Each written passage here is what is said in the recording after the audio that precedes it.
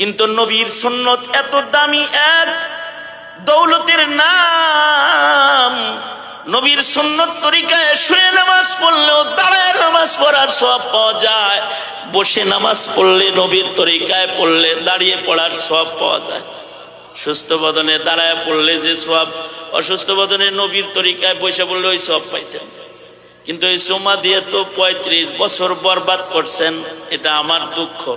আমি এটা বইলা যখন কান্দা দিছি, নাতির চোখের পানি নানাকে আসর করেছে, তো আমাকে বলে, নাতি আমার তাহলে 35 বছরের ইবাদত সহি করার রাস্তা আমাকে বাতলায়া দাও। আমি বললাম, না না, এটা সহি করানোর তরিকা, একমাত্র তরিকা হলো বিদআত থেকে তওবা করেন। আমার সাথে বলেন যে আল্লাহ, আমি যদি কোনোদিন সুস্থ হয়েও যাই, তুমি যদি আমারে সুস্থ করো, ওই বিদআত যেটা আমি করছি, বিদআতকে আমি চিনছি, মাসআলাটা আমি বুঝছি, জীবনে আর কোনোদিন অমন বিদআত আমি করব না। তওবা করেন।